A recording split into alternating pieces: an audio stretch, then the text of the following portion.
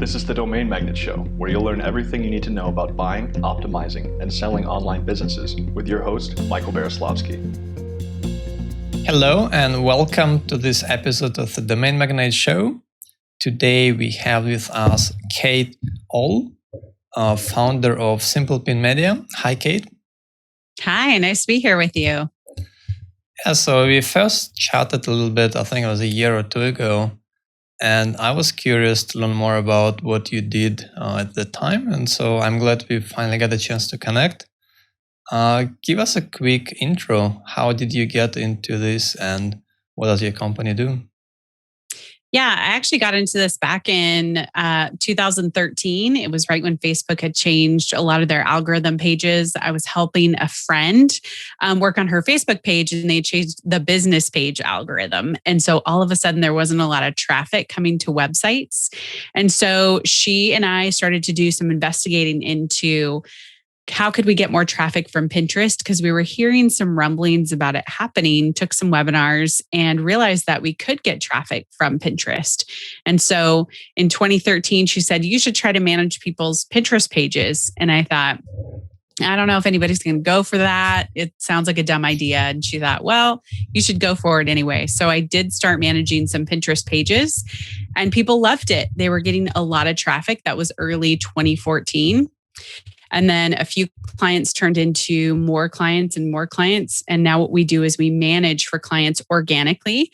And then we also teach people how to do organic Pinterest marketing. And we also do paid ads on Pinterest and then teach people how to do that as well. So we've been investing in Pinterest marketing and just kind of working with the trends and moving over the last almost 7.5 years. Oh, that's nice. And can you give us some idea of the size currently? How many staff you have or revenue or clients? Yeah, so I have 38 team members and we have 120 clients on the organic side. And then our community has about almost 200 members in it. And then on the paid side, that fluctuates a little bit more. And we have a community of about 300 over there for the ads. So it's definitely grown far beyond I ever thought. I just thought it was going to be a small side business, but people needed to figure out how to use Pinterest. And so that's where we're at today. That's nice. And in terms of Pinterest, in terms of service, are there any potential issues with you managing someone else's account, or is it completely allowed? Yeah, it is allowed. They're actually making it even easier these days to actually share your credentials with somebody. It's a new feature that's up and coming probably just right now in North America, but they're allowing you to give somebody access to manage your account, but not give them your login. But it's been totally fine with Pinterest terms of service and what we've looked at and just taking over people's social media overall for them, with it when it comes to Pinterest. I haven't noticed anything, but I have to say I haven't looked too deep into all the legalese. And do you also manage personal accounts of people or just business? Just business, yeah. Because when you have a business account, you get all the analytics and all the extra features. There really isn't anything that would go with a personal account. Cool. So who would be your typical client? Yeah. So in the beginning, and I would say even still now, it's a lot who are content creators. So people who are creating blog posts, either food, DIY, anybody that has this consistent content creation. And then we also work with people who are physical product sellers selling on Shopify, BigCommerce, or even WooCommerce, some Etsy sellers, and then other people who are selling digital products, whether it's simple digital downloads. It tends to be about 50% content creators and about, I would say 50%, a little less than that of the physical product sellers and then some digital product sellers. So it's a good mix. Nice. And so what would be the typical cost for your service for the client? And also what they usually get for it? Yeah. So our typical cost is starting at $600 a month for our organic management, all the way up to about $2,000 a month if you incorporate ads. So for us, what we do is we try to take that completely off our client's plate. So we go through and we really essentially act as them. Some clients prefer to create their own images. So that's one thing we might not take off their plate. But other people prefer for us to do their own images or to do videos for them, to track analytics, and really to allow them their time to be freed up to work on other things. So our goal is to figure out where we can engage with the pinner with their content, whether it's in the inspiration stage, or maybe they need more information so that people will come to their website and take the desired action that the client has. Very nice. So that's quite affordable if it starts from $600. So it's not just bigger companies, that could also be entrepreneurs and even startups, basically. Right, Yep. exactly. Nice. And do you usually take clients that already have some existing Pinterest traffic, or sometimes you just take someone that's completely new account that you would grow? Yeah, we do account builds for people. So we usually take them on and we look at the scope of where they want their business to go. We'll build their Pinterest profile, their page. And then from there, we help to work to create images for them, especially if they don't have any images themselves. And then we are trying to figure out a little bit of a hybrid package where we work alongside them while they're creating some content or they're getting their products really into their website. But it does help if people have more established library of content, because it's good to work with what people already have. But we definitely have started with accounts that have no presence on Pinterest because they realized they were actually already getting traffic from Pinterest by people pinning their stuff. So in that sense, it works out as a good fit because they already know that people on Pinterest are interested in what they have to read or buy. Nice. So honestly, I was really excited to looking forward to this chat because we have quite a few sites in our portfolio that get some Pinterest traffic, but we generally don't. We generally avoid acquiring businesses that rely mainly on Pinterest. So I really want to understand a little bit more about how Pinterest traffic works. For someone who, let's say, does not have much experience at all with Pinterest, how would you describe it, maybe compared to other social traffic or even organic traffic, in terms of how consistent is it, what helps you get the traffic, maintain it, and things like that? Yeah, that's a great question. So I would say Pinterest traffic is more like Google traffic, and the habits are very similar to people who are on Google. They're looking for solutions to their problems or ideas or answers to their questions. They're not interested in following somebody or at all married to a brand. In fact, 97% of searches on Pinterest are unbranded, which means that people go there with that same intent like they do on Google, which we see the traffic patterns of Pinterest being very similar to Google in that it's long term. If somebody pins a pin and it becomes high in search for a particular keyword phrase or a keyword, it will continue to bring traffic month over month, year over year, because it's high at the top, similar to how something would be high at the top on Google. And so that's great because something that you pinned potentially back in 2018 can still be driving sessions to your website. Whereas something like Instagram is very timely and in the moment, and it's very much driven by people you follow. You're looking to follow influencers or you're getting lost in the platform. Instagram doesn't really have you move off of the platform. It's not very easy, but pinners are primed to move once they find a pin, to move off the platform. And so that's how we distinguish the two between what's on Instagram and what's on Pinterest. And we do see with a lot of accounts, Google is number one or Pinterest is number one. Those two tend to be hand in hand. And what's great about that is that traffic seems to be a lot of new users.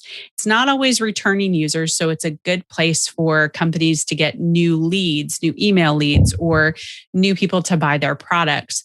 Whereas Instagram, it's hard to get people to move off. And then when they do, it tends to be repeat users. And how important is it to have a popular account on Pinterest, having many followers, popular boards?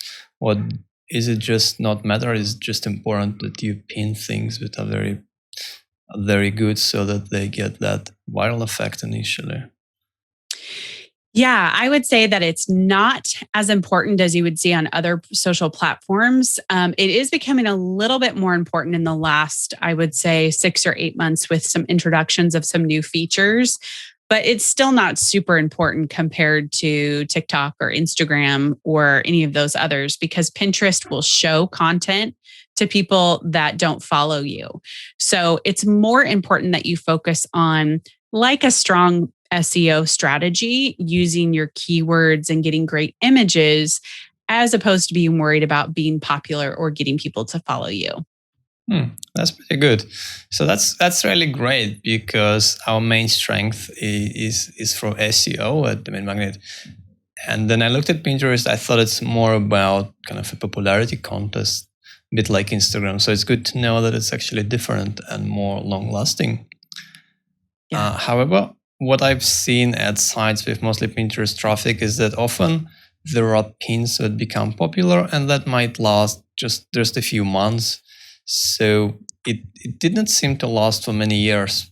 Like each pin would be like a few months, it goes up, it goes down gradually. And then you have to constantly hit this new high popularity pins. Is that a good assessment?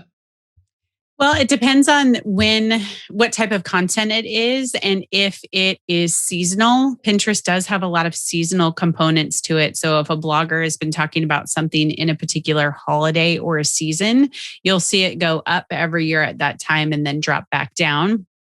I actually have a pin that is not seasonal that I pinned in 2017.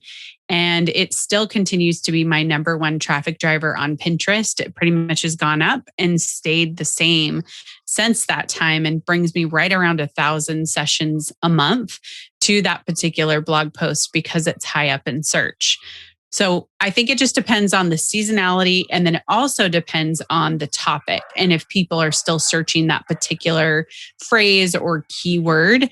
But we have seen in a lot of the data that some of those pins will stay up there and then they'll stay there for a while, or they'll stay up there and then after about a year or two, they'll drop down in their search ranking. So Pinterest does want new content. So we encourage people that if you're writing new blog posts or creating new images, that increases your chances of getting more of those pins to go what we call legacy, not so much viral, not this like huge spike and then down, but to get a legacy where it just keeps going and going like a snowball. And in a niche like cooking, how long would you say a good Pinterest post can stay on average? Oh, for some of our clients, actually, they've had things that they've pinned back in 2016, 2017 that are still high in Google Analytics for actual pins, still bringing them a lot of traffic. It's not the norm, but I would say around 18 months to 2 years, we see is pretty common. Okay. So that's pretty good. And how often would you say is best to update, to create new pins, to pin things? Yeah, we suggest that people look at going forward with new content and creating new blog posts or new images. You can update older content with new images and pin that to Pinterest, but we suggest if you create at least one new blog post per week, that is super helpful because then you can pin that to Pinterest and it's this new stuff that's going onto the platform. We see people's results better with that as opposed to maybe having a backlog of content and then going back and just adding new images and then adding it to the platform. We've seen that doesn't work out too well because there's not any of this new creation going forward. And can you repin your old content? Does that work? Yeah, you can pin it again and you can share it to Pinterest. They recommend a longer period of time between when you do that. So anywhere between 7 days and 2 months where you're pinning it to another board so that it's not back to back to back, like you're spamming the platform. And how much is it about just luck, like hitting some viral effects, or is it just more science than luck? Yeah, that's such a great question. I've never been asked that before. I would say it's a combination of 30% luck, 30% really digging in on those keywords, and then 30% the new content. So it's kind of this combination of all three. But we see that those who really invest in great keywords, invest in great images, that tends to pay off for them in the long run. So having great keywords, great images, and pinning regularly. Yes. That seems like the key, right? Yep.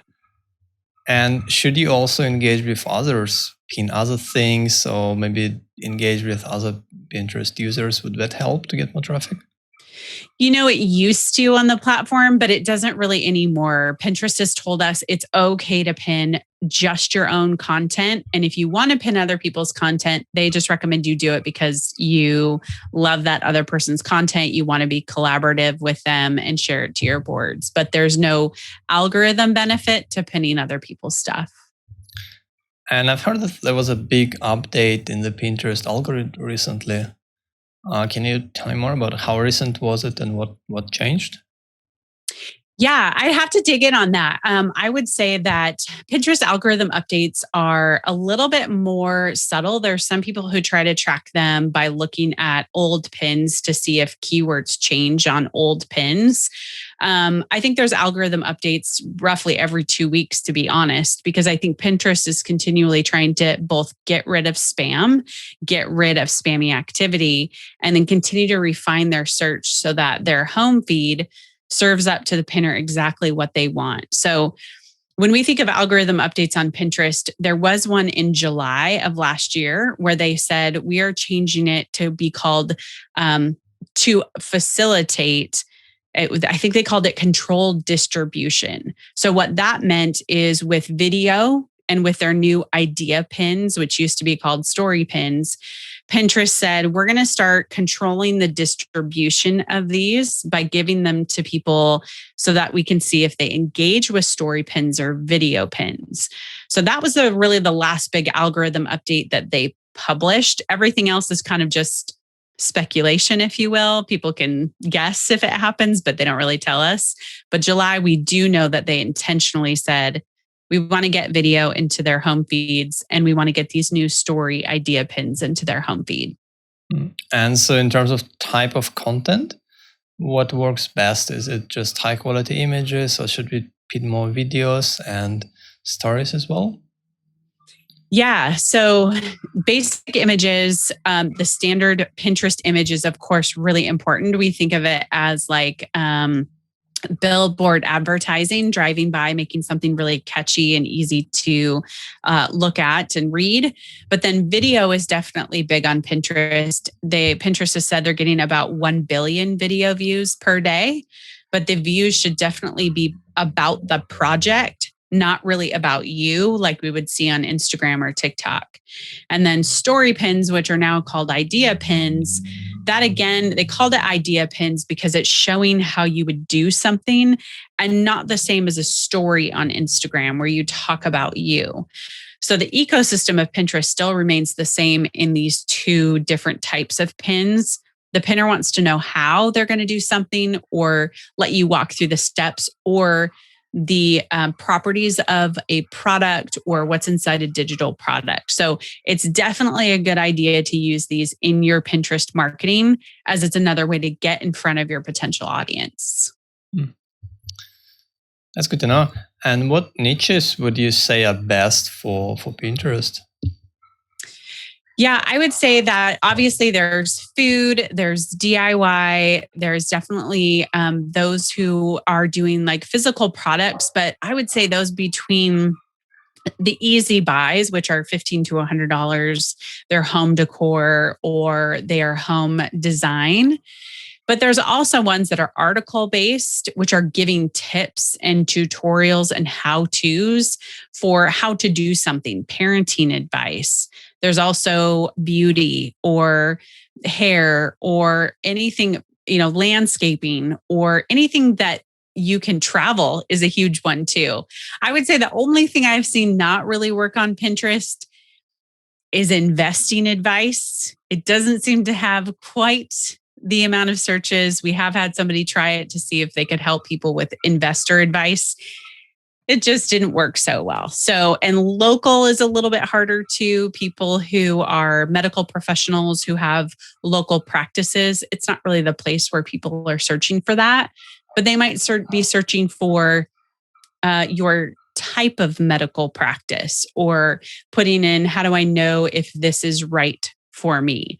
So there's a lot of niches that really work on Pinterest. You just have to do a few searches on Pinterest to see what's out there. So what you're saying is, if we were looking for more investors for our new upcoming fund, Pinterest might not be the best channel. Correct. And what about B2B kind of services? Do you see that on Pinterest? Yeah, I would say, since I'm B2B and in those services, we come at it from the angle of trying to get people onto our email list who are seeing if the service is right for them, or that if it's even an option, or how-tos. So it's not necessarily that somebody's going on to Pinterest looking for, let's say, Pinterest management services, but they are looking for Pinterest marketing tips, or they are looking for how to do something on Pinterest, and they find us and then discover what we do. So that's usually how people find their way towards service providers. And service providers might talk about certain things that they do, or frequently asked questions that they get. That's another way that you can try to get that Pinterest user to your service, but it's definitely not a direct line. So what would be a good way for us to find out on Pinterest if it's worth pursuing traffic for a specific business, specific site? Yeah, there's two ways actually. Number one is there's a search bar on Pinterest. Just go on there and search what it is you talk about, or the services that you provide, just to see what's already out there and see if it's, what people are talking about in relation to your business. Or you can go on to what's called trends. It's trends.pinterest.com. And you can look at the search bar there to put in some ideas to see if people are searching on the trends. I just went to Trends and it says, sorry, Trends is not yet available in your location. Okay, so I think it might be only UK, Canada, and the US then. All right. Makes sense. That's good to know. And so if you find that you check your niche, you find that there is some interest and you want to try to get Pinterest traffic, what would be the first steps to start doing it? Yeah, the first step is to set up your Pinterest profile simply by grabbing the name of your business. You can Google set up a Pinterest business account, and it will walk you through logging into Pinterest or setting up your first account. And we tell people that when they set up their account for their business, you can choose a header and a logo and describe your business to where it looks essentially like a storefront, like the front of a website. And then Pinterest will prompt you to add what are called boards. And so we tell people, think of these boards as categories for your business. So for me, I would have Pinterest marketing tips, Pinterest marketing for e-commerce, social media marketing. It's simply it's 2 to 4 words to name these particular boards. And these boards are really important because once you put pins on these boards, that helps tell the algorithm what it is those pins are about. And if somebody on the platform's interested, Pinterest will grab content from those boards. So for somebody starting in their account, we tell them set up 5 boards. That's pretty much it. And then start to put pins in those boards that lead to your content. So the boards are basically different subtopics based on your main business topic? Yes, correct. And how frequently should you post initially? It's been definitely less and less what Pinterest has said. So depending on how much content people have, we recommend anywhere between 2 and 5 times a day. That's quite a lot. Every day. Considering people used to recommend 15 to 20 times a day, it's definitely a decrease. And what about all these different automated tools that people often use? Do you still recommend them, or is it best to do manually? There are a few automated tools. They're called scheduling tools.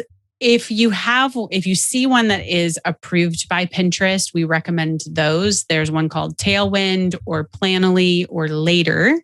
We recommend using one of those because they're already approved. I like to have a scheduling tool because I will forget to put my pins on Pinterest. So this allows me to plan in advance. Yeah, and which one do you use, or which one do you usually use? I use Tailwind. Yeah, we've actually used it before as well for some of our sites, and but we found that it's also after some of the recent changes, I think last year, it kind of became a little bit spammy, and the traffic dropped a lot on some sites. We've noticed because the way it was set up maybe was just too spammy.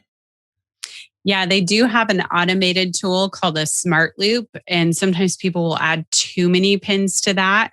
So it'll share too much to Pinterest every day. And Pinterest has said, we don't want you pinning that much per day. So we'd love for you to just pull back to less and not doing the same thing over and over and over again. And so what would be the best way to use Tailwind? Do you just upload the images for like a week up front and then let it run? Yeah. So for example, if I had a new post that went live today, I would go into Tailwind and let's say it actually matches 5 to 6 boards that I have on Pinterest. I can schedule to those 6 boards, but I can change what my interval is to be 14 days in between when it goes to those boards. So that allows me to stretch it out over the next like 6-ish months, if you will. And so that's how I use Tailwind, because I'm not going to remember to go back and pin it again in 14 days. So I use that tool to choose all my boards, set my interval, and then it's being dripped out to those boards within what Pinterest is asking us to do, which is stretch out when you're pinning. So when you say 14 days, 15 days, do you mean to the same board, the same image? Different boards. Okay, so different boards, same images, but boards that are under your control? Yeah, exactly. There are boards where if I'm talking about Pinterest marketing, but maybe my boards this topic of Pinterest marketing, this pin, it's the same image and it goes to the same post, but it goes to 6 different boards that are similar in topic. So it wouldn't be like I had a muffin recipe and I pinned it to like dinner or something like that. I could do baked goods or breads or breakfast, but all far apart. And so the typical bloggers, they don't create new posts 2 to 5 times a day, maybe like once a week. How would they find enough different content to pin so many times? Yeah, a lot of them will go back to their older content and they might create a new image, or they might create 2 to 3 images for that one particular blog post. And that's why we recommend less per day, because if you have a lot of content, or you have enough content that you can support even 5 to 10 per day, with what you're creating new and what you have older, you can usually fill that up, no problem. Sounds good. So you take your old posts, you take some of your new posts, you put it on Tailwind and let it run. Is there some optimizations that you should do, or what you can do to improve your chances? Yeah, definitely. Yeah, like putting keywords. Yeah, definitely. Putting keywords underneath the pin. You can write a pin description, and we recommend 1 to 3 sentences. Have it be natural sounding, not keyword stuffed. So you want to add in any keywords similar to what you would do for Google. You can even use maybe a particular sentences from the blog posts that have already worked. You can add those in there. And then the image just needs to be really clear, not a lot of text, but just enough text to get people to understand what it is the pin is about. Okay. Are there some extra things you can do to really optimize things, or is it just not worth investing too much time and just keep pinning as much as you can, basically? Well, not as much as you can, but within the reason. Right. I would say the biggest thing is really going to be looking and investigating first before you choose your keywords to make sure that people are already searching that on Pinterest, or maybe it's written a little bit of a different way instead of how you would write it. So we tell people the best thing to do before you write your pin description is to look to see, are people actually searching it with the phrase that you think they're searching it? Other than that, there's not really a whole lot to do besides being consistent, keywording, and having really great images. Okay, so what it sounds like to me is that you just do your own thing, you run your own blog, your own business, and then you make sure that you pin a certain amount of times per day and kind of maximize things more or less and optimize. And then you just hope for it to hit viral. And that's kind of the main thing, right? And if you do it long enough and many times, eventually some of them will become viral and start bringing traffic, while most of the pins will probably not bring any traffic. Would that be accurate? Yeah, that is pretty accurate. Pinterest it's very much like you would take to invest in Google. Sometimes it takes a long time for that organic search to really pick up and for Google to recognize what you talk about and what you do. That's the same with Pinterest. It takes a little bit of time for them to recognize what your pins are about. And so we tell people in the beginning, it's kind of like you're not getting a whole lot forward movement, but 6 to 8 months down the road, you start to see some of these pins start to gain steam. And some take off, you're right, and then some don't. So it's looking at the ones that really do well, making sure your posts are optimized for that traffic coming from Pinterest. Okay, 6 to 8 months. So what would actually be the average more or less to target for when the pin might become viral? Is it that long? Yeah, it is that long. That's what we've seen for most new accounts. You can try to get that quicker with paid advertising on Pinterest. I feel like that's pretty much anywhere. If you want to kind of rise to the top a little quicker, you have to invest some money in that. Or I would say the other thing to do is to invest in video and story pins, idea pins, because we know Pinterest is putting some effort behind that. And in terms of videos, what type of videos would be best? How long should they be? Anywhere between 30 seconds and 1:30 up to 2 minutes, but definitely not long form video. Pretty short. And are there any other specific tips you'd recommend for videos? So for example, if we were to make videos of our, like short videos of our podcasts, for our podcast episodes and put them on Pinterest, do people do that? Do you do that? No, I don't. It doesn't really work very well if it's like the two of us talking. It would be more the videos that have done well for podcasts. Sometimes it would be those little wave players in just short, but that doesn't even really do super well. I have to say, I haven't seen podcasts and videos translate. And just because people are looking for something that's like super catchy that they can see without sound on, and they can watch somebody's hands or they can see something being made. So not quite yet seeing the podcast and the pins go hand in hand outside of just a regular static pin. What about a presentation with some marketing tips? Yeah, definitely. You could do some marketing tips if you're able to do slides that had just the actual words on them and they kind of overlaid and went. I definitely think that could work. Yeah, and so it seems that it's different from SEO because in Google you can do a lot of things to try to rank better. You can get backlinks, you can keep optimizing your own page, keep adding more and more content. So that's a bit different then, and it does take a few months. But with Google traffic, if you have something good, if it's ranking, you can generally maintain it for a really long time, for many years, and also like keep working on it, keep improving. So with Google, the general strategy is that you would do a keyword research, you would write some articles, you'd publish them, maybe get some backlinks for them initially, and then you see which ones of them work well, and the ones that work well, you can add up more content, more backlinks, so that they keep ranking better. I guess in Pinterest, it's not possible to like improve your existing pins so that they rank better, or is that a thing too? Right. No, it's not a thing. That is the main difference between, Google and Pinterest is that one, Google gives you a lot of tools to see the ranking of things and which keywords and where they rank. There's just really not that information for Pinterest just yet. And so from our perspective, when we buy a website that has mostly Pinterest traffic, what are some things we should pay attention to?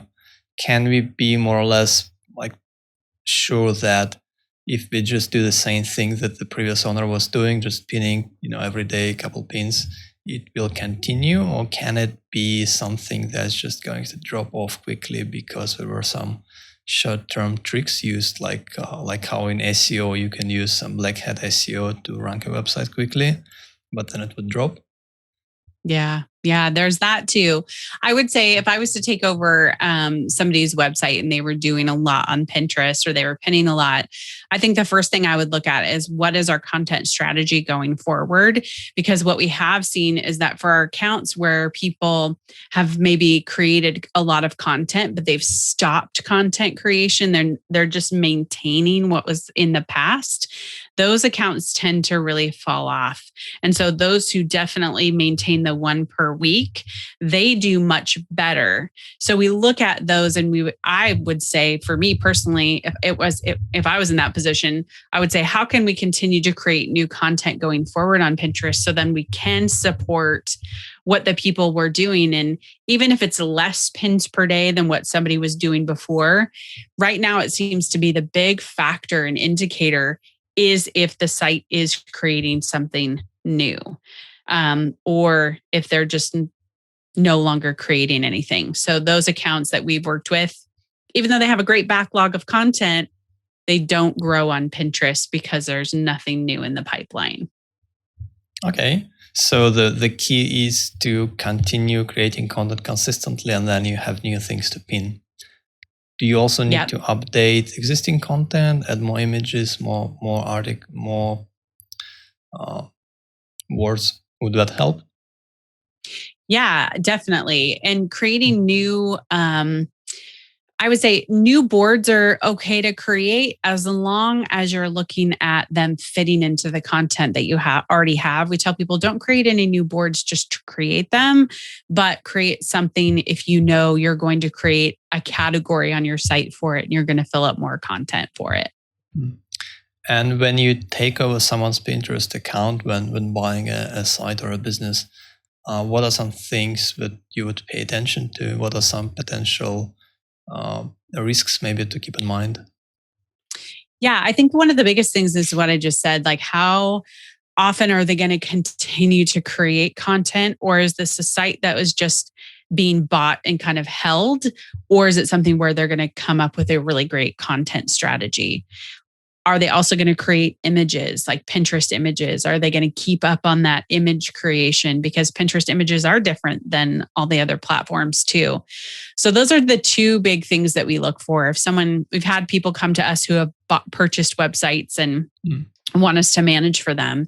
And that's really our first question is, are you going to continue to create content that is Pinterest friendly? Or are you just hoping to sit on it? And if somebody was like, well, we're just going to sit on it, then we probably wouldn't manage for them. And do you also help clients create content, or do you only manage the Pinterest? Only manage Pinterest. We can help create images for them, but we don't do any content. And would you say that Pinterest content is strategically different from Google content?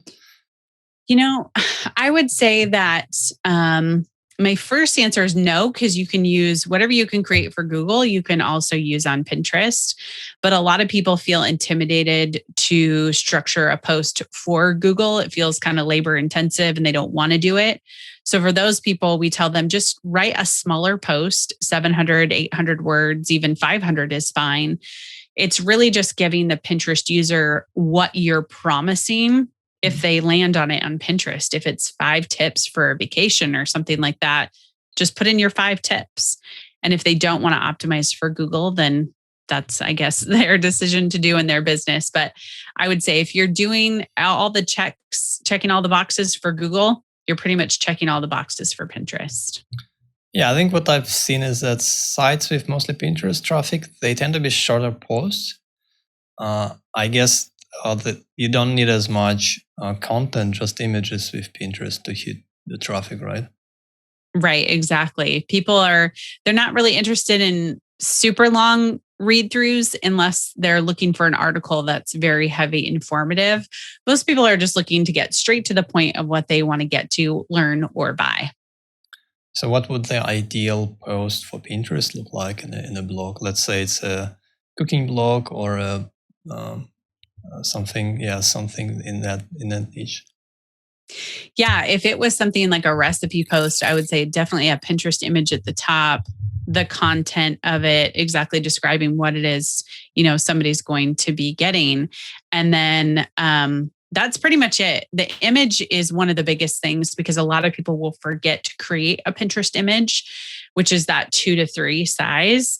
So we often tell people the perfect Pinterest post is something that has the image and definitely the content that people are looking for.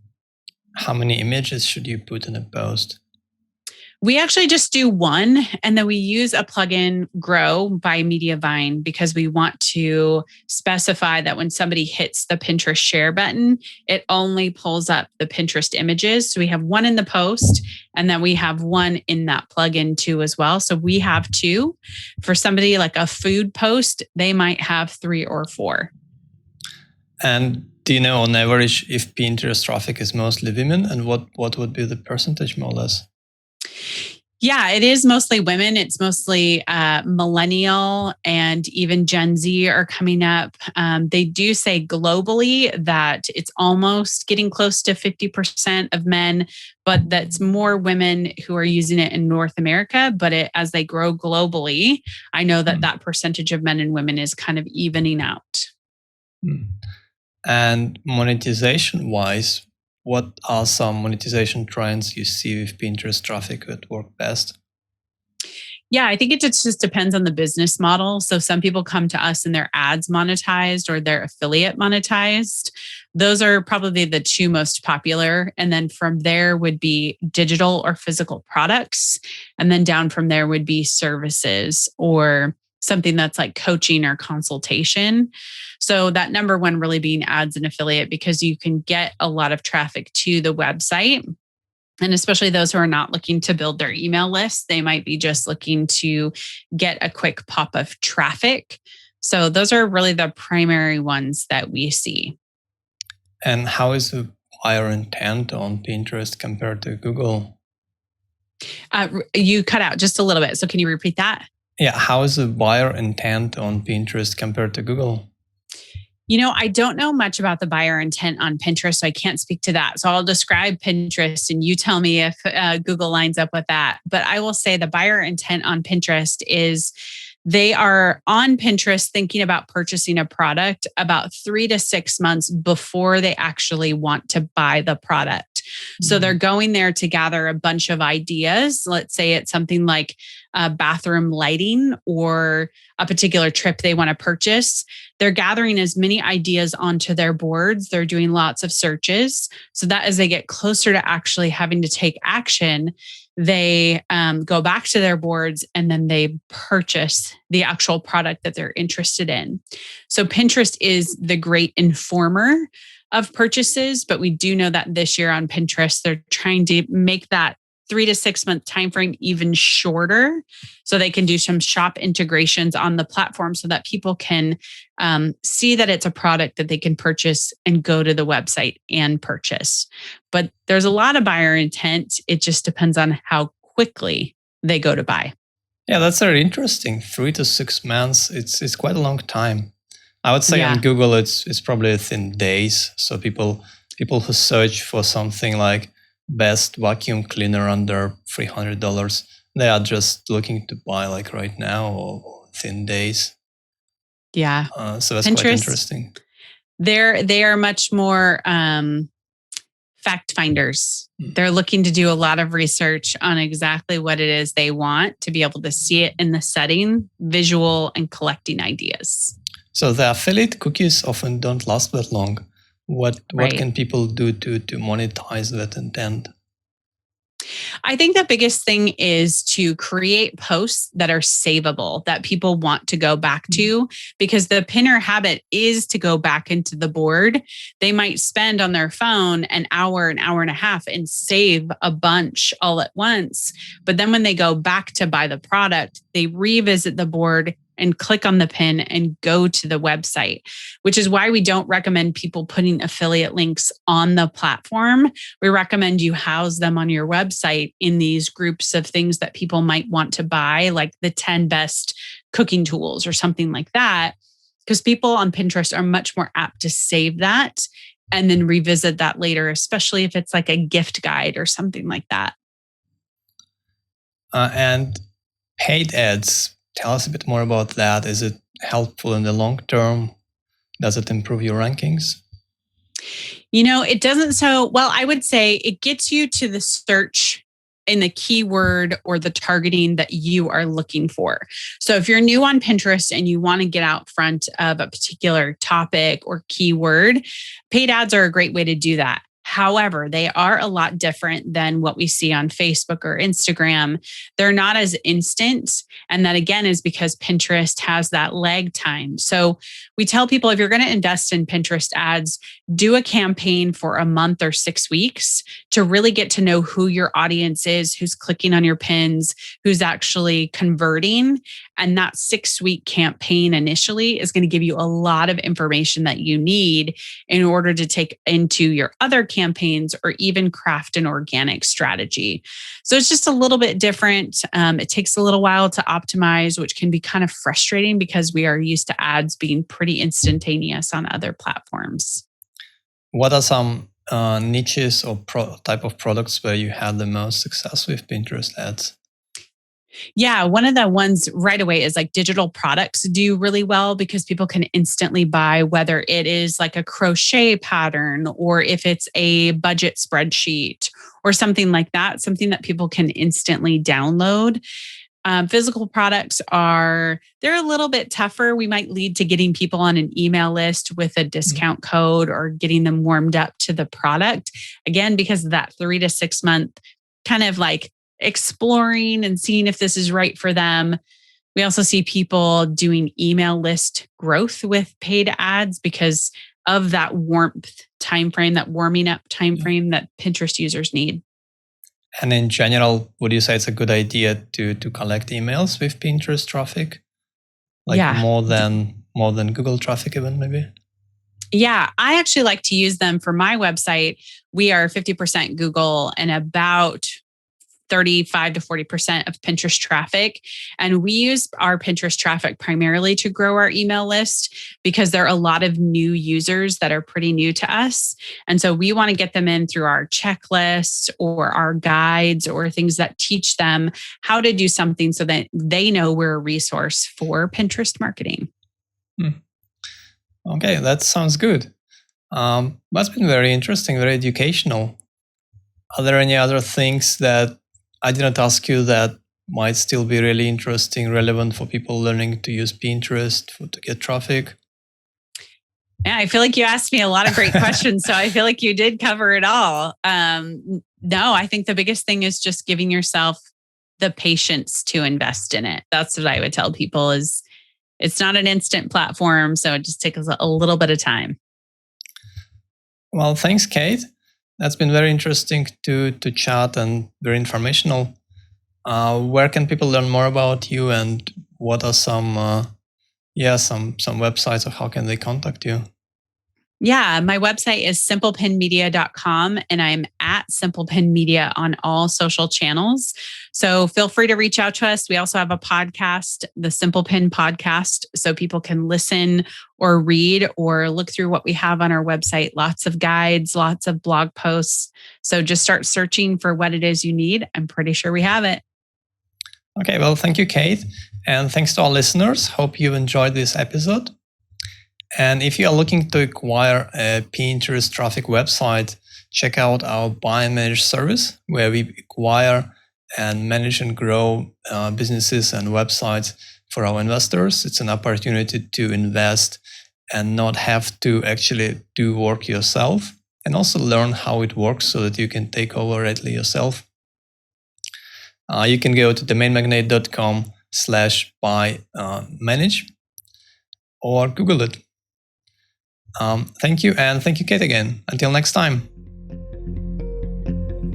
Domain Magnet is a leader in buying and selling online businesses with a proven track record of expertise gained from over 300 deals since 2004.